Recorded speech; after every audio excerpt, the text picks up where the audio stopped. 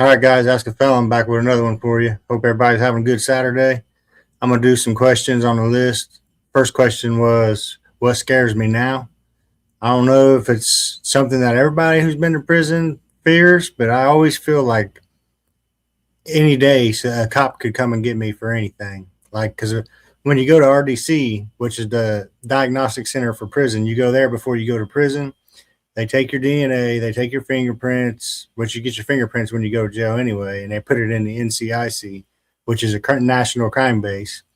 But it's like I always feel like all it would take is for them to mix up my DNA with something, or for them to mix up my fingerprints, or even my same name. I've been to a lot of times, like doctor's appointments and things where you have to tell people your name, and I got a real common name, so it's like they're like, well, which one are you? So that always scares me. I always feel like at any time they could come and get me if they wanted to on anything. They can make something up, it's just a fear that's always in the back of my head. Do I still have prison dreams? No. I don't think I've had it. I don't think since I've got out in the last 8 years, I don't think I've had one dream about prison. No, I don't think I have. What's your definition of redemption? To me, my definition of redemption is coming back from what you was, which is a drug addict, and pretty much I was pretty grimy out there. And to me, redemption is being better than what I was. So I try to be a little better than what I was every day. I mean, I'm already a better person just from the fact that I'm not on drugs. As soon as I get on drugs, I switch. It's like a Dr. Jekyll and Hyde. Like, it's just crazy. I'm a good person and got a big heart and shit, but it's like once I get up, mainly Xanax. When I get on Xanax, it's like all that goes away. How do you earn trust back? It's hard to earn back. It just takes time. I mean, I've lost a lot of people's trust, and they still have issues with it to this day. They might not say it to me, but I can feel it. Once trust is broken, it takes 1,000 times more effort to gain trust back. So that's something I wish I would never did. I wish I would never lost people's trust. I've lost a lot of people's trust, and it sticks with you. Then people don't forget it, and you don't forget it, and then you can always feel that they don't trust you like they used to.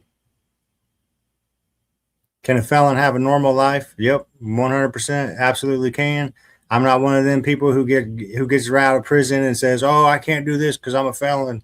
I can't find a job because I'm a felon. Oh, I can't go here. I can't do this and I can't do that because the world's against me because I'm a felon. I got tattoos. I can't do nothing." No, you can 100% live a normal life.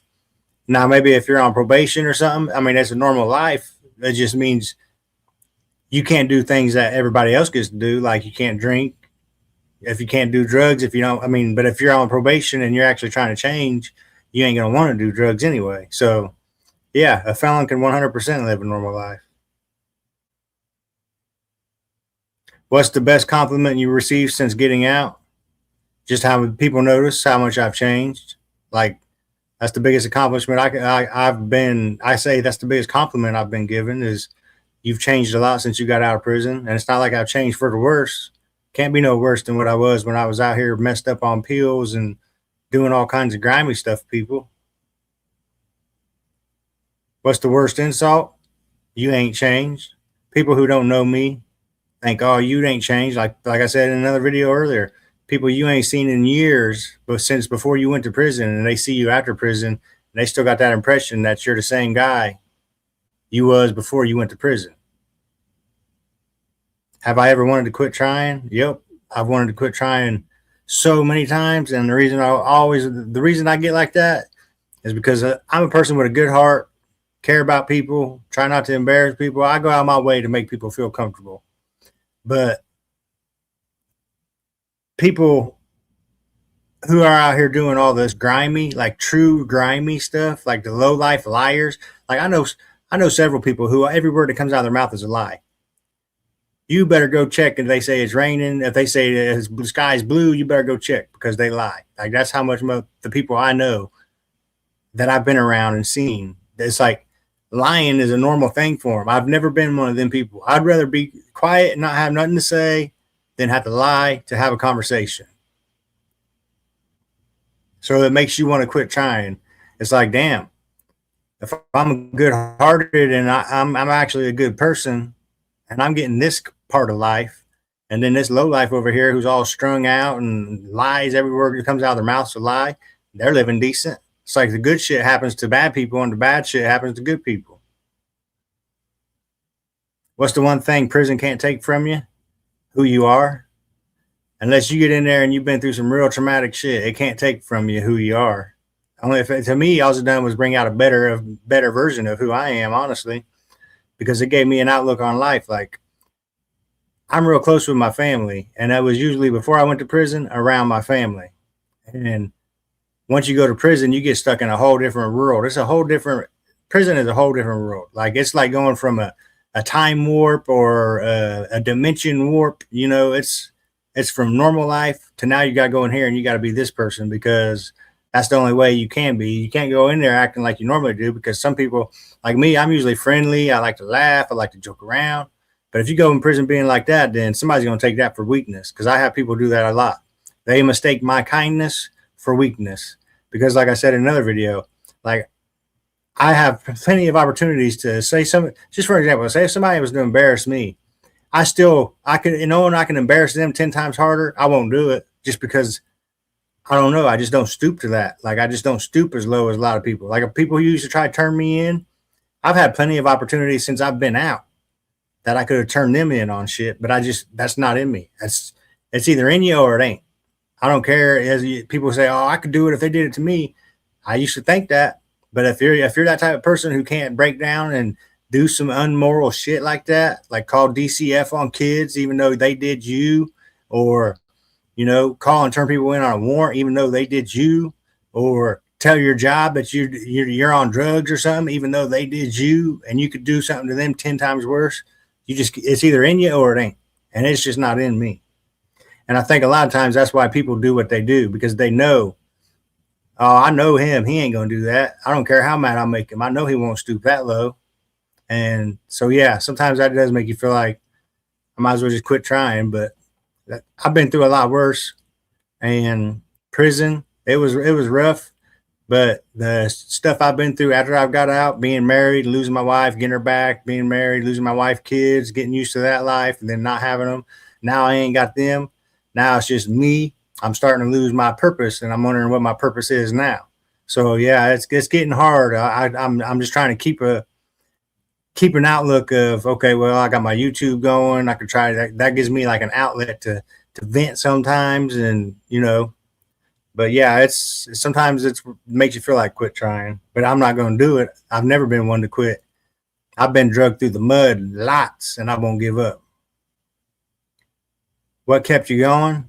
It depends on what kept me going where, in life, in prison, or what.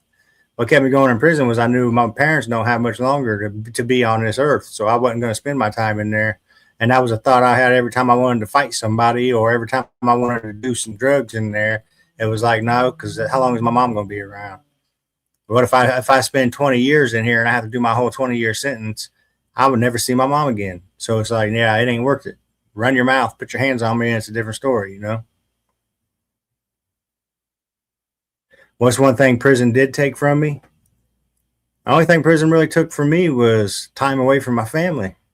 Time that I'll never ever get back. Miss certain things like weddings and important times that happened in my family's life that I wasn't there to help or couldn't have been there for support or anything. How did prison change your family? Well, you know how I was just saying that sometimes I always feel like cops can come and get me at any moment for any fucking reason. It's just, I think they have that fear too, that I'm going to mess up again, and they got to worry about me. They try to keep an eye on me because they know how I was on drugs, and they know that I've had relapses. And I think that they got that fear too, that one day he's going to get taken again. He's going to get taken away from us again. What would I say to someone heading to prison? When you get in there, be yourself, but don't be timid. Don't be a pushover, but don't walk in there acting like you're a badass either. Be who you are. Stand your ground. If somebody tries to bum something from you, don't start that. Don't bum people nothing. I had people ask to use my pencil in there. No, can't. I ain't got it like that.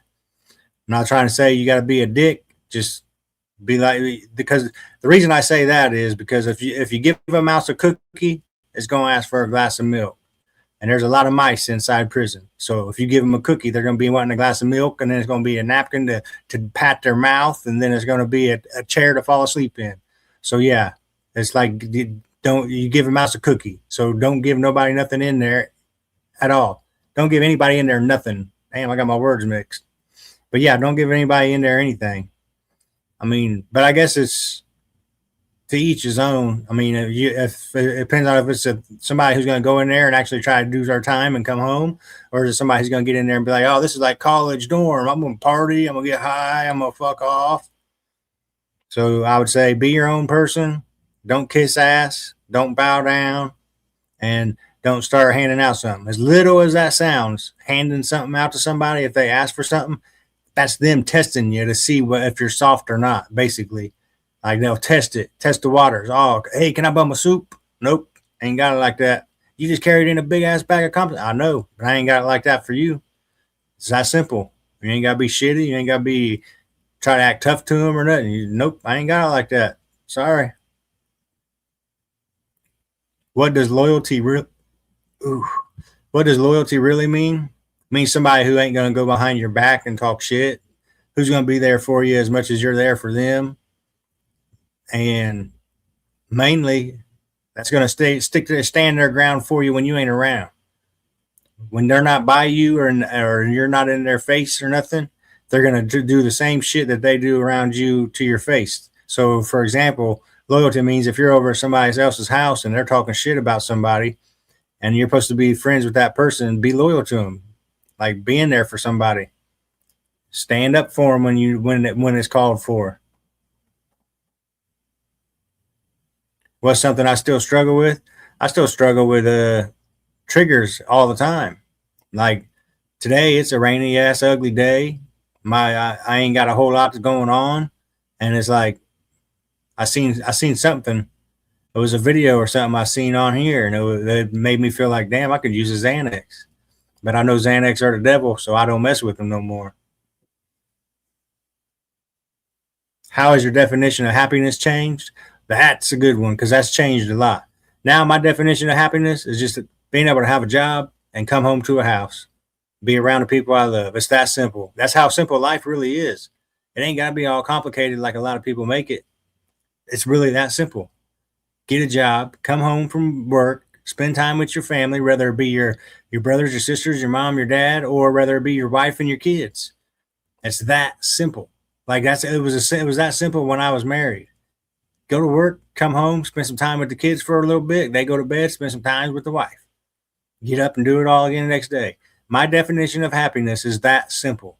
Just to be free, have a roof to lay my head under, and be able to have a way to make more money. Like my mind only thinks about making money. Like when I get money, I think, how can I turn this money into more money? Like that's always something in the back of my head.